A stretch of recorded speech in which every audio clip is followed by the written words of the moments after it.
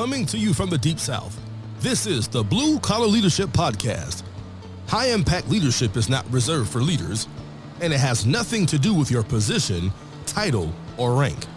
However, it does have everything to do with your character. It's time to climb to the next level and beyond, personally and professionally. Now, let's start making it happen with your host, Ria Story. Hello, and thanks for listening to the Blue Collar Leadership Podcast today. So today we're talking about Chapter 2 of the Ladder of Influence, 5 Steps for Climbing to the Next Level and Beyond, written by my wife, Ria Story. So title of Chapter 2 is Why a Ladder? Why a Ladder? So Ria says, influence is incredibly dynamic. You can obtain some influence simply from having a title or position of authority, such as a manager, owner, or police officer, but this type of influence is limited. And again, I want to remind you, when you increase your influence, you increase your options. So I hope that's why you're here listening. At least one reason you're here listening is because you want to increase your options. Because what I know is this, if you increase your options, you're going to have a better life. And that's why I'm investing my time recording this podcast for free, is because I want to help you have a better life. I don't have to know you to want you to have a better life. I want everybody to have a better life. If everybody has a better life, our world gets better. Because people who are having a better life are living a better life. So why a ladder? Ria says she uses the framework of a ladder because the degrees of influence stack on top of one another. So let me remind you again of the 5 steps on this ladder of influence as we begin to talk about it.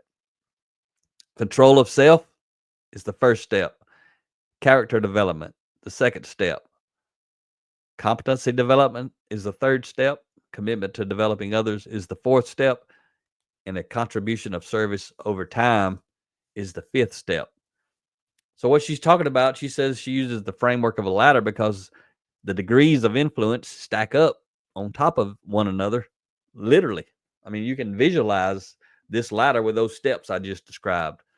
But ultimately, everything begins with the control of self. You just imagine from childhood if you couldn't control yourself, like you were just so angry that you couldn't even interact with people. There are children like that. And there's adults like that. They're children that grow up and they become teenagers and they got the same problem. And they have a whole lot more problems. Some of those people I'm talking about end up dead because somebody kills them. They mess with the wrong person, or they end up in prison because they done some stuff they shouldn't have done, or maybe they kill somebody. But control of self is the key. That's the foundational level. You have to, at the most basic, fundamental human level, you have to be able to control yourself. And that's where she starts in this book. Everything in here is about every step of the way is about controlling yourself at a different level, in a different degree, potentially in a different aspect, right? But ultimately, those fundamental core principles of control of self is what's going to get you climbing this ladder. And also, at any level, you could lose control of yourself and find yourself back at the bottom. That's why you could climb your way all the way up. Something could happen in your life and you lose control.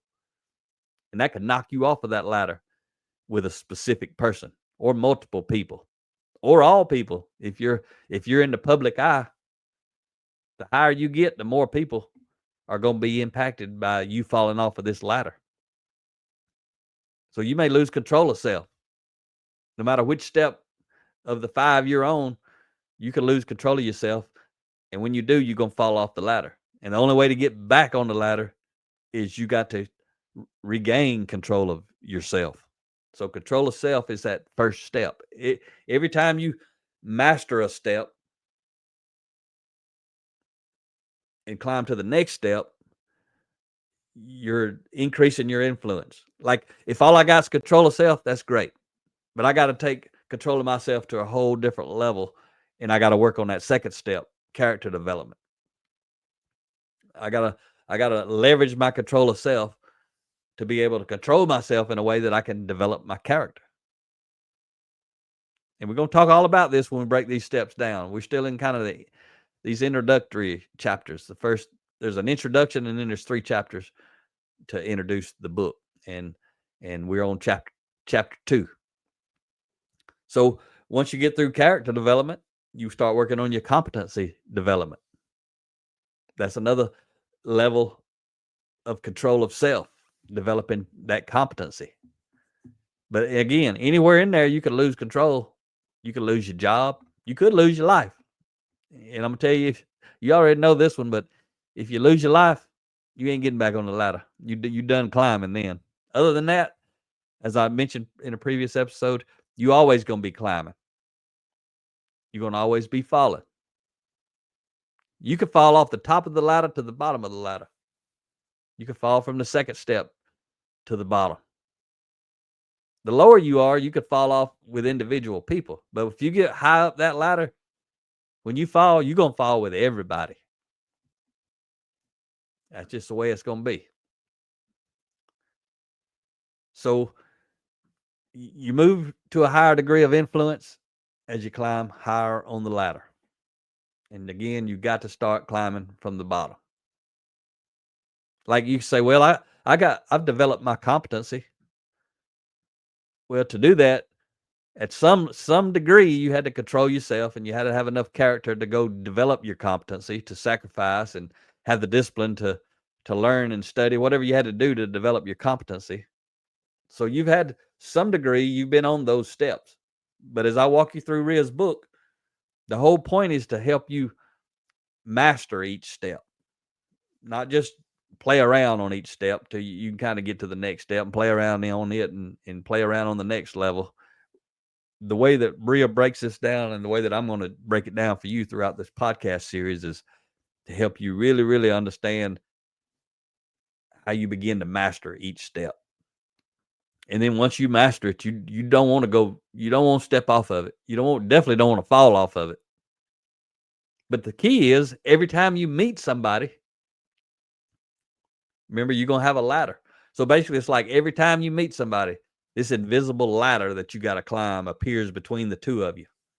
It don't matter. You may be on the 5th step with some people, but as soon as you meet a new person, you got to go to the bottom step and climb your way up relative to that relationship. They got to see you controlling yourself. They got to see you having good character. They got to see you relative to competency. All these steps, they got to be climbed. So authentic influence is based on relationships, which are determined by character and values. In other words, relationships are built on trust. Talked to you about that already. The more trust you have in a relationship, the more influence you will have in that relationship. And this is a key piece for you to know right here. And you already know it, but it varies. But developing a high degree of influence takes time. How much time is what I'm saying varies. It depends. How many times have you climbed this ladder intentionally and methodically? Because the more times you climb it, the quicker you can climb it. Meaning, if I've learned how to climb this ladder, especially if I get up into steps 4 and step 5, if I've been able to accomplish that, when I meet someone new, I know how to climb this ladder already. I know how to demonstrate control of self. They ain't gonna see me lose control, so they gonna know I got control of self. That step's mastered. If I can control myself anywhere, anytime, when I meet somebody new, I'm not gonna meet them from a position of I'm out of control. Like if you'd have met me in the old days, I guarantee you there's a lot of people in my life that when they met me and I was out of control. Could have been when I was drinking. I could have been, somebody could have met me at a club or a bar or a football game or somebody's party, and I couldn't walk or talk. If somebody met me like that, they met me when I didn't have control of myself. And if they probably wouldn't think too much of me, even if they maybe were there having some drinks themselves, but they were not in the condition that I was in. Therefore, I'm worse shape than they are. Then there's other people could have seen me or saw me like that who didn't even drink alcohol at all. I'd turn them folks completely off. They would have zero interest in having a ladder between me and them. So that's just one example from my life. But also, other people could have first met me and when I was angry.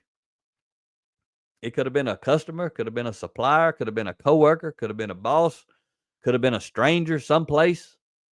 Who knows? But back in the old days, remember, I'm 55 now, so a lot of those, especially my late teens and early 20s, I was I was somebody to deal with. I promise you, it was ugly. I was pathetic. I couldn't control myself. I didn't even want to control myself. I loved being angry. Whenever something would happen to cause me to be angry, I loved it. I love getting angry. And the truth is, I still love getting angry, but I don't do it because I got control. I know the damage it does to my relationships. I know the damage it does to potential relationships.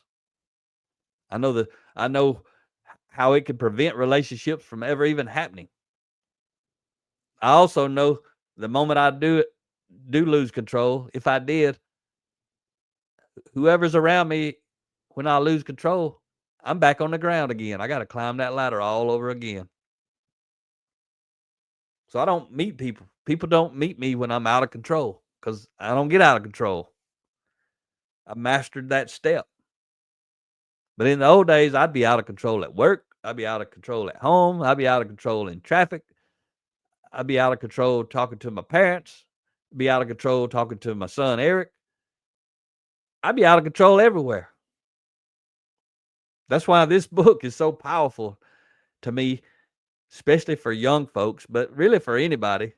But for young folks, helping them master their mindset, develop a growth mindset relative to growing and developing their influence is huge to introduce them to this concept because they're not going to get it in school. They ain't going to get it in college. Where they going to get it? Maybe they'll get it from you sharing about this or that book. If they're adults, tell them about the online course at bluecollarleadership.com/academy. Go check that out. Gift it to them. Invest $99 into the person you care about. Maybe it's a son or daughter or a spouse, a brother or sister. If you're a formal authority leader, maybe it's somebody on your team. And when you go check out the online courses, you'll see we got a super, super crazy good deal for groups. So if you're not an individual just wanting to develop yourself, but you're a leader in an organization, there's a one price deal, and up to 2,000 people can participate in your organization for that one low price. For one course, it's $999. Up to 2,000 people for 1 month can go through one course for $999. That's pretty cheap. That's like 50 cents a person to go through an 8-hour course if you were to have 2,000 people. If you got 10 people, basically $100 a person to go through the course. Then we got the deal where all 7 courses, a company can pay $19.99, meaning $1,999 for up to 2,000 people, can go through all 7 courses within a month. Those type clients would usually stay enrolled. They'd stay subscribed. So they stay subscribed month after month after month. But all their employees can go through any of these courses, and they got a lot of time to go through it. So lots of options.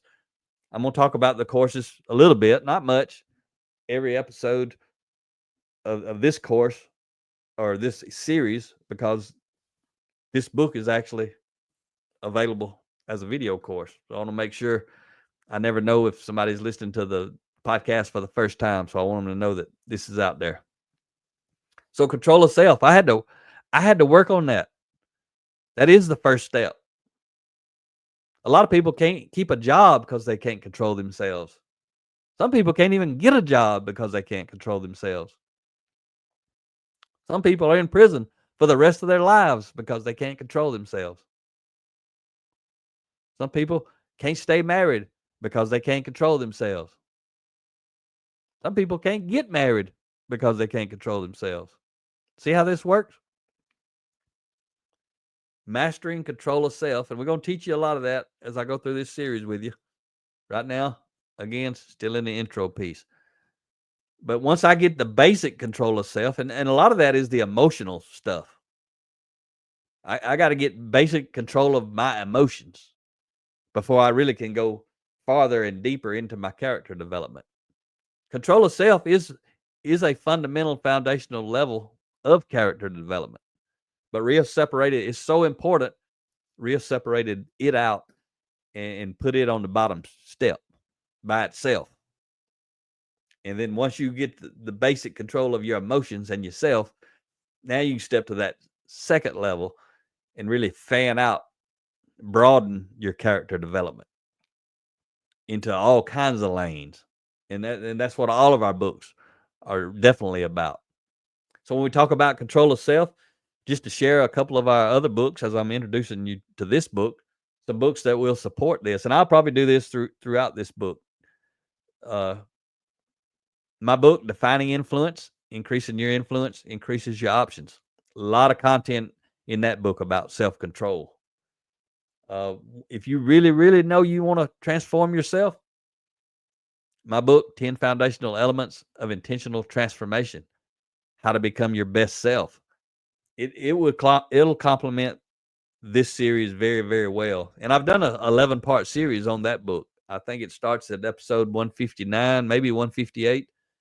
I didn't go as in depth in it, but it's 30 chapters and 3 pages per chapter, but there's 10 sections. So I kind of did that series talking about each section. But if you already know you need to work on control of self, I'm going to teach you a lot in this series, but those 2 books right there are going to help you a lot with that personal development, especially the 10 Foundational Elements of Intentional Transformation. It's going to help you learn how to think your way through control of self. But it's going to end up getting you all the way to the top of this ladder, contribution of service. Because the last foundational element, number 10 in that book, is being significant. Success is the foundation of significance. Significance is the foundation of legacy. And when I'm talking about significance and legacy, that kind of stuff, that relates to the 5th step on Ria's ladder, for the ladder of influence, contribution of service over time. That's what becoming a person of significance is. And that's what leaving a legacy, not leaving something for someone, leaving something in someone. The difference between success and significance. Success is about me being successful. Significance is about me helping you become successful, hoping that one day you'll choose to become significant and keep the ball rolling. Help other people become successful, hoping they'll become significant. That's what this book, The Ladder of Influence, is all about. It's all about us trying to help you become successful and helping you understand the goal of why you need to choose to become significant. Now, I ain't sure Ria's going to use that same language that I use in my book. I've read it. I just don't remember at the moment. But whatever it is, I'm going to teach it to you as I cover this series with you. So now I've got control of self, worked on my character development, and I had a whole lot of that to do. When I'm talking about my story, I didn't really become intentional about that until I discovered this kind of content in 2008. 16 years ago. Again, I've been reading it every day, some amount of this type content every day, because I'm always climbing. Just like I told you, if you into personal development, if you want to gain influence with other people, you got to be climbing. If you lose influence with other people, you got to be climbing to get it back. So I read all kind of books. I did video courses, like I'm telling you, we got the course on this book. I did a lot of video courses. I went to a lot of seminars. Ria and I, between the 2 of us, probably over a 3-4 year period, we spent over $100,000 on personal growth and development. But that's not what got us to be the people we are. That's not what caused us to be the people we are. Not what allowed us to be the people we are. We had to go do the work. We had to climb this ladder. Ria hadn't written this book yet, but she's able to write this book because she knows what we had to do. And she's witnessed other people. She's coached and mentored other people. She knows what they had to do. And we did it without ever reading a book. You don't have to read the book to accomplish what we're going to teach you in the book. You got to do the stuff. It's the same way. You can read this book. You can go through that course. You can listen to this podcast series. That's not going to get you anywhere. You're learning about this stuff when you hear it or when you see it or when you read it. You're learning about it. You're not mastering it. Learning about something. It'd be just like, again, if you, whatever job you do, if you put me in a room and taught me about it, taught me what you're doing, even if you taught me for 8 hours, if I don't know nothing about it, you think I can go do what you're doing? Absolutely not. I haven't learned how to do it. I've only learned about doing it. That's what you're doing when you cover some content like this. You're learning about doing it. You're learning about how to control yourself. But until you go do it, you don't know how to literally do it. You're learning about doing it. So then at some point I had to have enough character to develop my competency. Most of that early on was just on the job training. I had enough control of self I could keep a job, and I had enough character that I could interact with people. And my competency development for most of my early career was just on the job training. Do a good job because of my control of self and character development. And I still had a whole lot of work to do. But relative to the industry that I was working in, I was doing the bare minimum. And then when I had to learn some competency, I had enough character that the type job that I did mattered to me. So I did a good job. I was highly productive when I worked in manufacturing. I got results. I had a high level of productivity week after week after week. So I got more opportunities to learn other jobs, more competency development on the job training.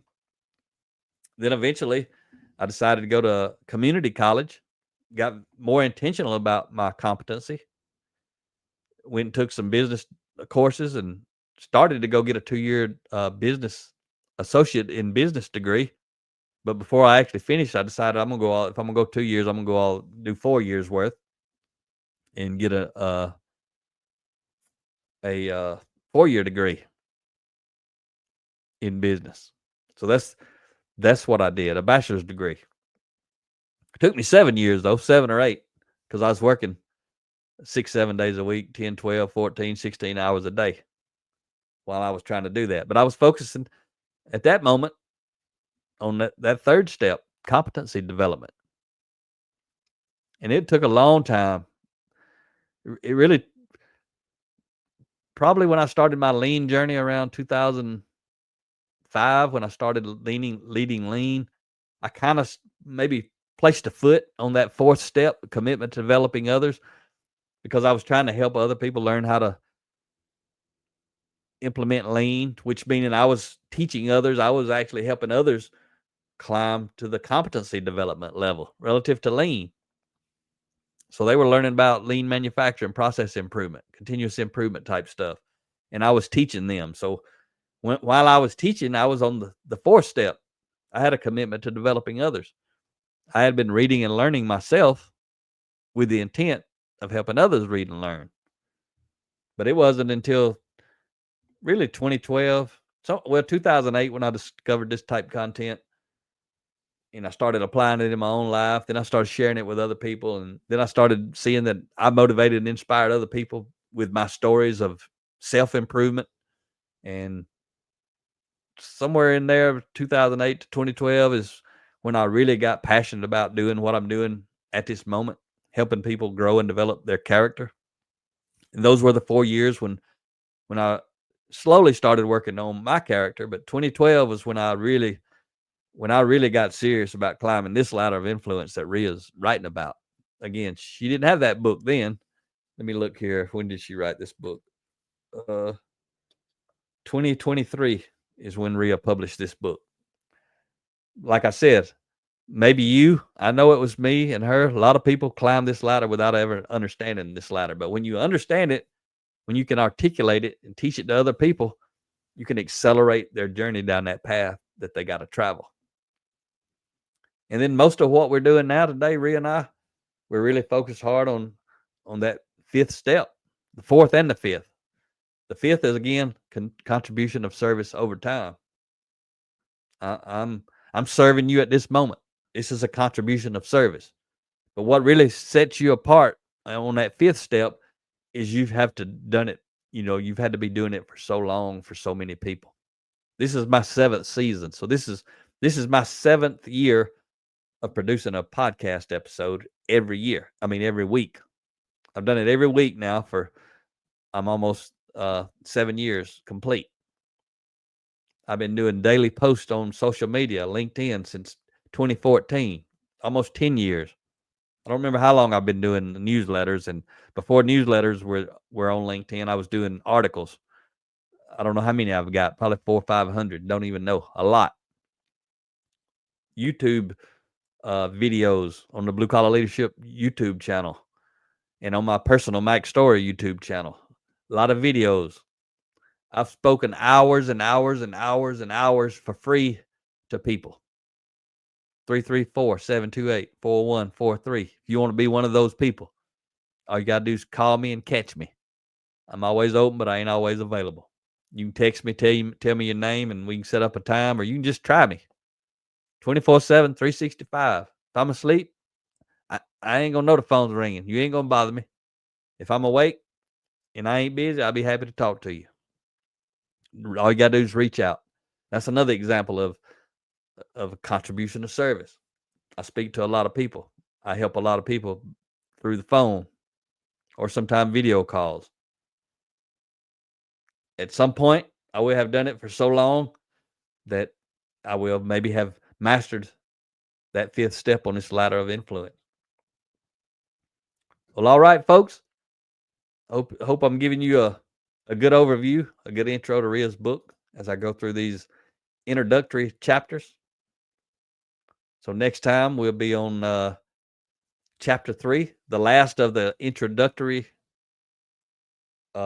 chapters, and it's going to be titled Climbing the Steps. So that's what'll be coming next week. Again, if you want to help me help others climb this ladder of influence, we're just finishing up chapter 2 intro chapter. Chapter 3 intro chapter is coming. Spread the word. Share these links. However you watch this podcast, or listen to it. Share these with somebody. Copy it, paste it in a message, send it to them. Say, hey, I'm checking this out. Thought you might like to hear it. Something like that. Get people listening. All right. Talk to you next time. Make it happen, or someone else will. It might as well be you. Are you serious about taking your career and your life to the next level and beyond? Check out Mac Story's Blue Collar Leadership series books and others, now available on audio, along with paperback and ebooks at Amazon and Audible. Please visit bluecollarleadership.com to learn about Mac's books, programs, special offers, and more. Thank you for listening to the Blue Collar Leadership Podcast.